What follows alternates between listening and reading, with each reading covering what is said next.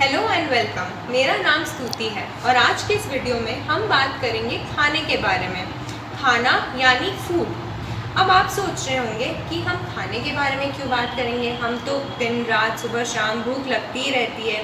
पर आपने कभी ये नोटिस किया है कि जब हम कोई मेहनत का काम करते हैं तो उसके बाद हमें यूजुअली भूख लग जाती है। क्यों? क्योंकि जब हम कोई मेहनत का काम करते हैं तो उस काम को करने के लिए हमारी एनर्जी या उस काम को करने के लिए ऊर्जा लगती है। तो ये ऊर्जा आएगी कहाँ से? ये ऊर्जा आती है खाने से। लेकिन अब खाने में ऐसा क्या है जो हमें काम करने के लिए ऊर्जा दे रहा है? तो खाने में मौजूद होते हैं न्यूट्रिएंट्स यानी पोषक तत्व। खाने में कई तरह के न्यूट्रिएंट्स प्रेजेंट होते हैं। उनमें से एक है कार्बोहाइड्रेट्स। कार्बोहाइड्रेट्स ही है जो हमें एनर्जी देता है। इसी वजह से कार्बोहाइड्रेट्स को एनर्जी गिविंग फूड भी कहा जाता है। जैसे जब आप स्कूल से या काम से बहुत थक हार के घर आते हैं तो मम्मी आपको चीनी पानी देती होगी या ग्लूकॉन डी देती होगी। उसको पीते ही आप में नई एनर्जी आ जाती है, आप वो थकान थोड़ी कम हो जाती है।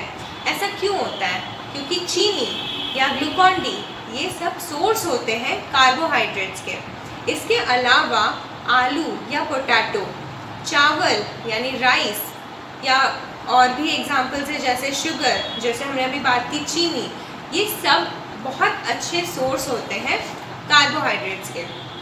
अब हम आगे चलते हैं दूसरे न्यूट्रिएंट या पोषक तत्व की ओर। जो दूसरा हमारा न्यूट्रिएंट्स है वो है फैट्स। फैट्स को एनर्जी रिच फूड कहा जाता है। कार्बोहाइड्रेट्स की तरह ही फैट्स भी हमें एनर्जी देता है और फैट्स हमें इनफैक्ट कार्बोहाइड्रेट से ज़्यादा एनर्जी देता है। अब आप सोच रहे होंगे जब कार्बोहाइड्रेट्स और फैट्स दोनों ही हमें एनर्जी देते हैं तो हम इनको अलग अलग कैटेगरी में क्यों रख रहे हैं? हम दोनों को साथ में क्यों नहीं पढ़ लेते हैं? लेकिन यहाँ पे एक अंतर है दोनों में। फैट का इंग्लिश में मतलब आप जानते होंगे मोटा। फैट यानी मोटा।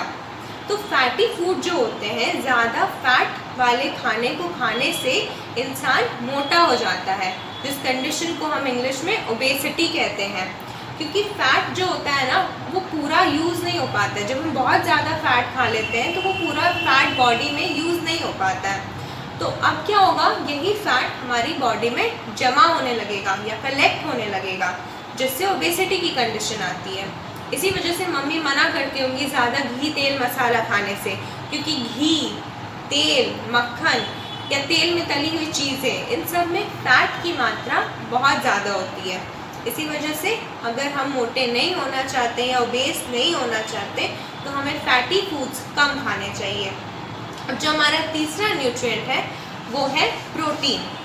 अब आप देखते होंगे जो लोग जिम जाते हैं या जो लोग पहलवानी करते हैं उनको प्रोटीनेशियस डाइट खाने को कहा जाता है। ऐसा खाना जिसमें प्रोटीन की मात्रा ज़्यादा हो, जैसे अंडा, दूध, मीट, सोयाबीन, यहाँ तक कि दाल यानी पल्सेस, ये सब बहुत रिच सोर्सेज हैं प्रोटीन के।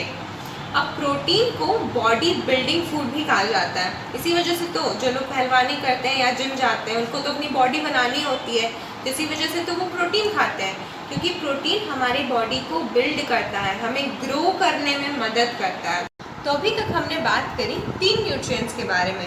ये कौन से न्यूट्रिएंट्स थे? कार्बोहाइड्रेट्स यानी एनर्जी गिविंग फूड, फैट्स यानी एनर्जी रिच फूड्स, और प्रोटीन्स यानी बॉडी बिल्डिंग फूड। तो ये जो 3 न्यूट्रिएंट्स हैं ये हमारी डाइट में, हमारे खाने में ज़्यादा मात्रा में प्रेजेंट होने चाहिए। इसके अलावा भी 2 ऐसे न्यूट्रिएंट्स हैं जो हमारी बॉडी के लिए ज़रूरी तो बहुत है लेकिन उतने ज़्यादा मात्रा में नहीं चाहिए, वो कम मात्रा में चाहिए। तो ये है विटामिन्स और मिनरल्स। विटामिन्स एंड मिनरल्स को प्रोटेक्टिव फूड भी कहा जाता है क्योंकि ये हमें हेल्दी रखने में मदद करते हैं, ये हमें बीमारियों से प्रोटेक्ट करते हैं।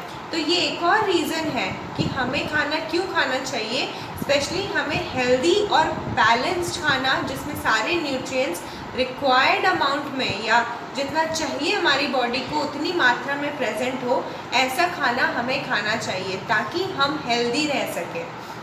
तो विटामिन्स और मिनरल्स की क्या एग्जांपल्स होते हैं? विटामिन्स और मिनरल्स पाए जाते हैं ग्रीन लीफी वेजिटेबल्स यानी हरी सब्जियां, या फ्रूट्स में पाए जाते हैं। इसके अलावा जो मिल्क या दूध है ये बहुत अच्छा सोर्स होता है कुछ मिनरल्स का, जैसे कैल्शियम। तो ये कैल्शियम क्या करता है, ये हमारी बोन्स को मजबूत बनाने में हेल्प करता है। इसी वजह से बोन्स के लिए हमको ज़्यादा दूध पीना चाहिए, बच्चों को ज़्यादा दूध पिलाया जाता है ताकि उनकी हड्डियाँ मजबूत हो, क्योंकि दूध में बहुत सारे मिनरल्स प्रेजेंट होते हैं। तो इस वीडियो में हमने खाने में पाए जाने वाले या फूड में पाए जाने वाले 5 न्यूट्रिएंट्स के बारे में बात की। कार्बोहाइड्रेट्स, फैट्स और प्रोटीन्स जो ज़्यादा मात्रा में हमारे खाने में होने चाहिए, और विटामिन्स एंड मिनरल्स जो होने चाहिए लेकिन कम मात्रा में। तो जाने से पहले मेरे पास आप सबके लिए एक टास्क है। आप क्या करेंगे, आप एक हफ्ते का अपना जो भी डाइट है उसको मॉनिटर करेंगे। कैसे? एक टेबल बना के। आप एक टेबल के एक कॉलम में वीक डेज को लिखेंगे और उस दिन आपने जो भी खाया उसको आप 3 कैटेगरीज में डिवाइड करेंगे, कार्बोहाइड्रेट्स, फैट्स और प्रोटीन्स। जैसे फॉर एग्जांपल आपने मंडे को दोपहर के खाने में चावल, दाल और अंडा खाया, ठीक है।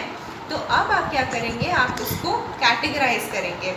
चावल यानी राइस आएगा कार्बोहाइड्रेट्स के अंडर, और दाल यानी पल्सेस और एग यानी अंडा ये आएगा प्रोटीन्स के अंडर। तो इस तरह से आप अपने एक वीक के डाइट को टेबल बना के मॉनिटर कर सकते हैं, और इस तरह आपको ये भी पता चल जाएगा कि आप कितना फैट खाते हैं या आपका डाइट कितना बैलेंस्ड है, आप वो सब खाते हैं या नहीं जो आपको खाना चाहिए, ठीक है। तो अब हम मिलेंगे अगले वीडियो में। आज के लिए इतना ही।